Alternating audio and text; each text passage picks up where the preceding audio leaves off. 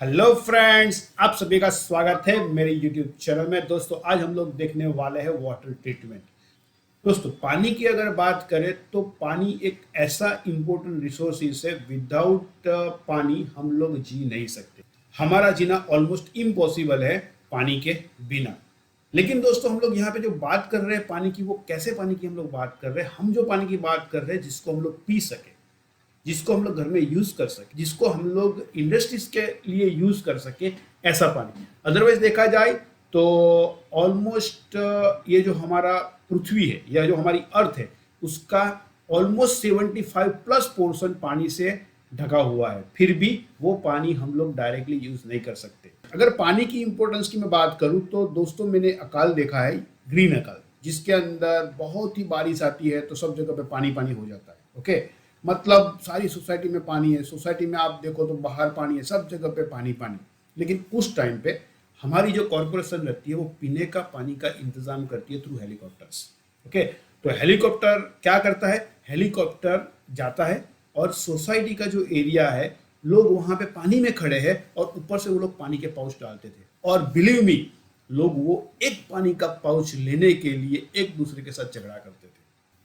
कहने का मतलब है, although they are standing in a water, फिर भी उनको एक छोटा सा पाउच जो पीने लायक पानी है, उनकी उस टाइम पे कीमत आप नहीं समझोगे।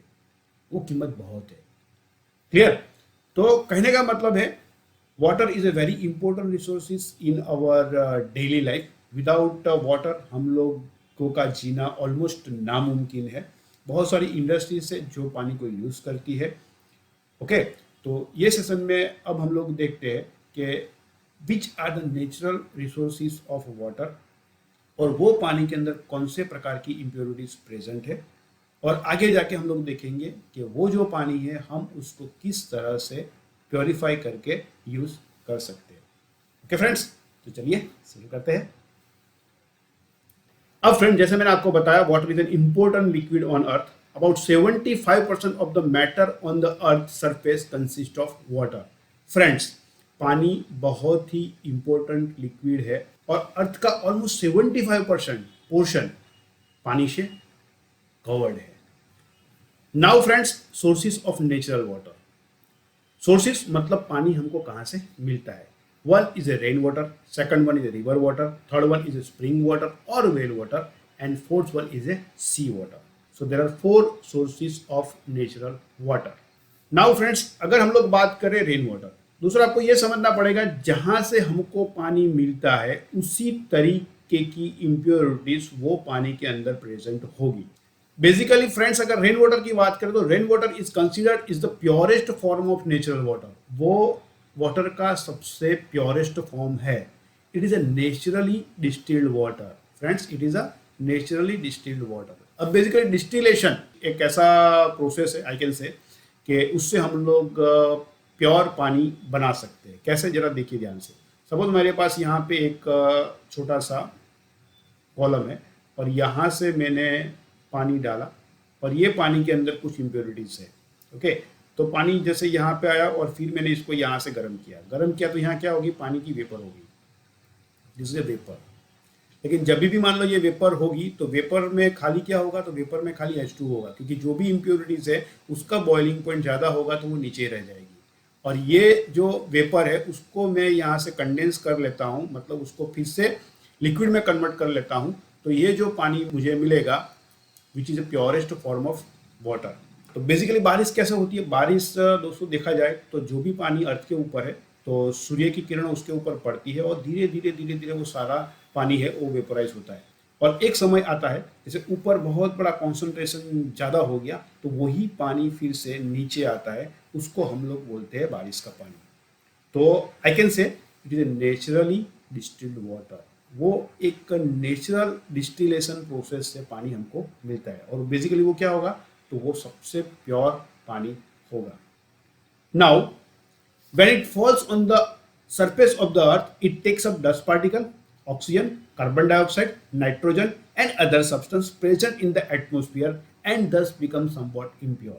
दोस्तों, देखा जाए तो जो पहली बारिश होती है उसके अंदर क्या होगा कि जो भी एटमॉस्फेयर में डस्ट पार्टिकल है, ऑक्सीजन है, कार्बन डाइऑक्साइड है, नाइट्रोजन है, एमोनिया है, सल्फर डाइऑक्साइड है, वो सारे गैसेस वो पानी के अंदर मिल जाते हैं।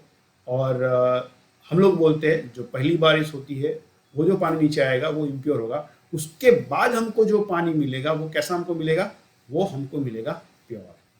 Now friends, the second resources of natural water is river water. अब बेसिकली रिवर में पानी आता कहाँ से? तो river water comes from rainy water which is not absorb in the earth, जो बारिश में पानी गिरा और अर्थ ने एब्जॉर्ब नहीं किया उसको, वो जो पानी है वो पानी कहाँ जाएगा, तो रिवर में जाएगा। Melty of snow on the mountain, जो स्नो के बड़े बड़े माउंटेन्स है वो स्नो पिघल के रिवर के अंदर पानी। अब बेसिकली रिवर तो क्या करेगा, तो रिवर बेसिकली फ्लो होती होगी, फ्लो होती होती अलग अलग जगह पे जाएगी, और जब वो फ्लो होगी तब वहां पे जो इम्प्योरिटीज है वो इम्प्योरिटीज रिवर वाटर में जाने की संभावना रहती है। Now friends, while flowing it dissolve various organic and inorganic substances and suspended matter present in the soil which thus make it impure। दोस्तों जब भी रिवर वाटर फ्लो होती है तभी भी जब फ्लो होगी तब उसके अंदर ऑर्गेनिक है, इनऑर्गेनिक सब्सटेंस है, सस्पेंडेड मैटर है, वो उसके अंदर जाने के चांसेस है। ऑर्गेनिक मतलब कोई मान लो कुछ चीज़ मर चुकी है और उससे जो जा रहा है वो चीज़ें होती है। इनऑर्गेनिक सब्सटेंस कुछ होगा वहाँ पे, सस्पेंडेड मैटर यानी कि मिट्टी हो गई, ऐसी बहुत सारी चीज़ है जो उसके अंदर मिक्स होने की संभावना है। The third source is spring और वेल वाटर। वेल मतलब कुआं और स्प्रिंग मतलब झरना। बेसिकली वो कहाँ से आता है, तो जो पानी रेन के अंदर नीचे आता है, कुछ ऐसा हिस्सा है जो अर्थ के अंदर चला जाता है, उसके बाद वही पानी जहाँ पे हम लोग वेल बनाते डिग करते वहाँ से हमको मिलेगा। कहीं से झरना फूट गया वहाँ से हमको वो पानी मिलेगा।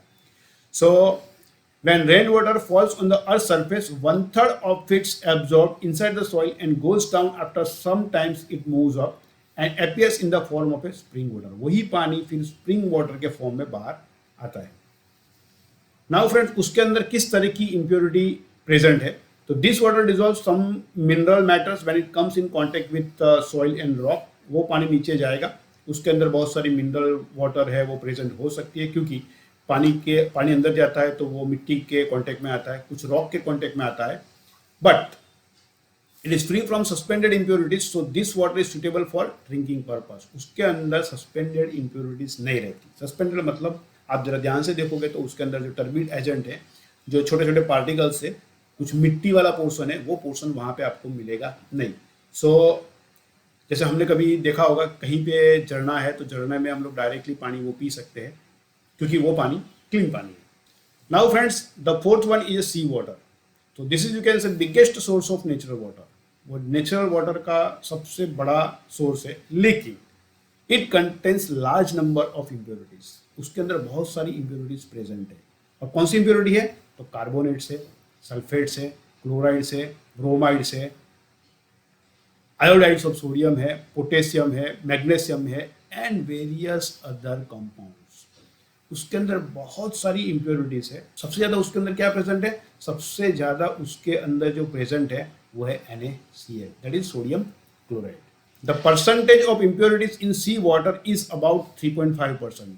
दोस्तों जो हमने सारे अभी देखे वो ऑलमोस्ट उसके अंदर कितनी इम्प्योरिटी प्रेजेंट है, तो 3.5%, out of which 2.7% is the common salt. मतलब 3.5% इम्प्योरिटीज टोटल उसके अंदर है अप्रोक्सीमेटली, और उसके अंदर से 2.7% जो है वो कॉमन सॉल्ट है, that is known as NaCl। वो NaCl है।